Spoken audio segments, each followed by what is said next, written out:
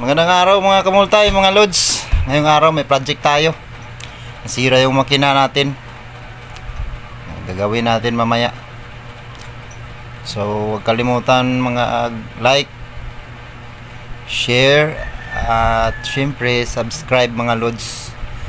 Baka may matutunan kayo dito sa baklas at pagkabit ulit ng makina. So yun, panoorin hanggang dulo mga lods, mga kamultay. Huwag kalimutang like, kahit like lang, masaya na ako doon. Let's go! So dito mga lods, mga kamultay, hindi ko na patatagalin to. Babaklasin na natin to lahat. So tinanggal ko yung mga bolt nya sa backplate. Fast forward ko lang mga kamultay, mga lodi.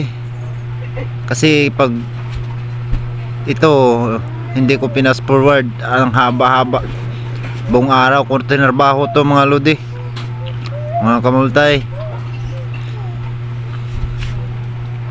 Fast forward lang para mabilis. So ito, tinanggal ko na yung mga pisa niya sa loob. Kayo mga lodi, may mga sira kayong makina na ganito, huwag kayong matakot na magbukas nito. Easy lang, basic lang to mga lodi.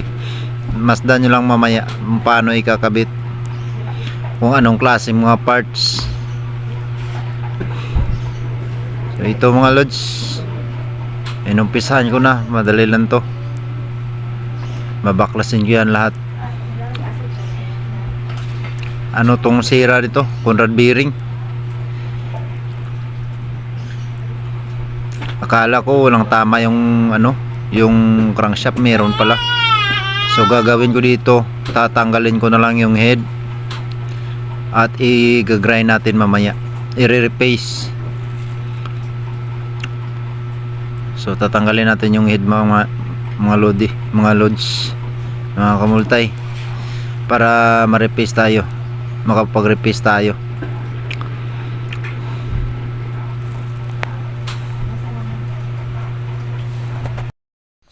Ito mga kamultay, mga lodi, pabili ako ng liha na 120. Ito yung gagamitin natin una, 120 to sa pag-repaste ng crankshaft.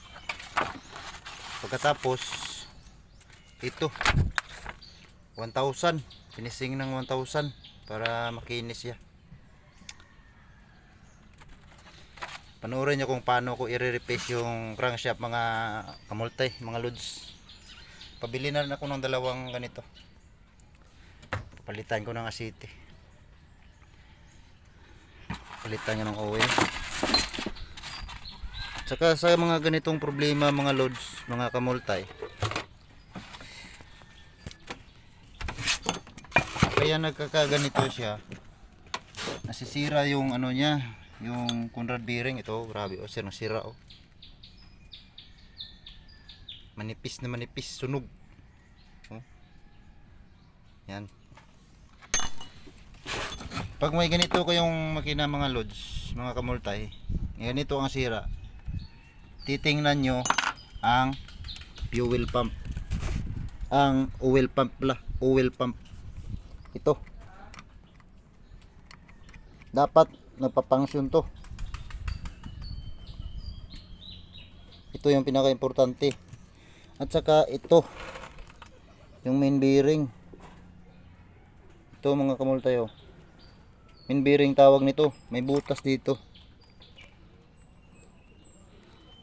may butas, nakikita niyo ba? May butas dyan. Minsan kasi ito umiikot. Pag ikot niya, hindi na nakasintro yung butas niya sa butas ng oil pump niya, kaya wala ng oil na umaakyat sa crankshaft. Kaya yun ang dahilan ng pagkasira ng Conrad bearing natin. Pag okay to, okay, naka-align siya, titingnan nyo yung oil pump. Pag okay, titingnan nyo yung wala, okay naman, okay din to.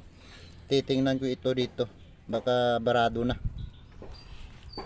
Yes, tingnan ko mamaya yung streamer ng niya, Strainer palang tawag doon.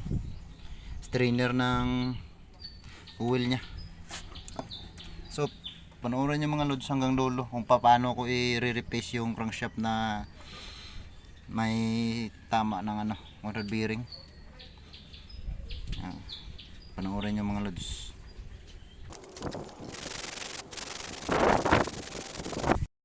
Ito na yun mga lods, mga kamultay, yung ni-replace ko. Tingnan nyo mga kamultay, makinis na siya. Hindi pa yan tapos mga kamultay, mga lods. Pipinisingin pa natin yan ng 1,000 na liha para makintab na makintab siya. Oh, yun, ito na yung resulta kanina. Oh, ano, malinis na. Ganyan lang pag mag-replace kayo mga kamultay, mga lodi. Meron siyang mga itim-itim dito, oh. Pero pag inano mo, kinakapa mo, wala ka nang mararamdaman na gasgas, okay na yun. Kasi dapat walang gasgas to.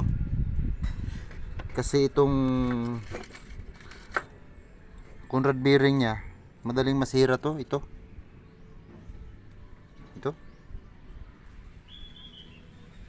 Yung babit nya, hindi yung matigas. Babit kasi ito eh. Hindi to ano, bakal, hindi rin aluminum babit to. Oh. Kaya dapat pag magkabit kayo nito, makintab na makintab yung crankshaft nyo, walang gasgas. Kasi may iba na palit ng Conrad bearing, hindi nila pinapakintab to, hindi nila nire-replace tong crankshaft, kaya madaling masira. Oh, okay na yan. Pipi-finishing na natin ng 1,000 na liha.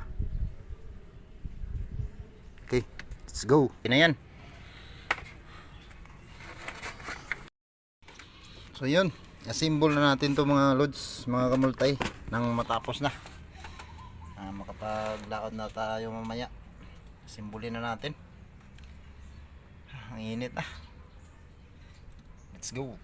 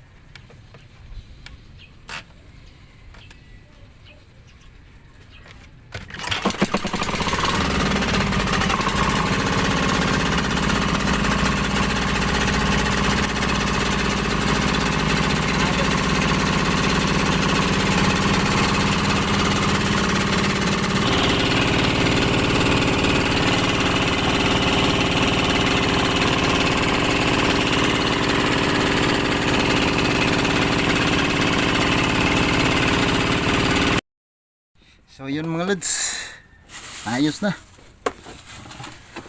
Ay, sa wakas tapos rin. Kakapagod hapon na. Snack muna tayo mga lods. Job well done. Snack muna tayo, snack. Yung masarap pagkatapos ng trabaho may snack.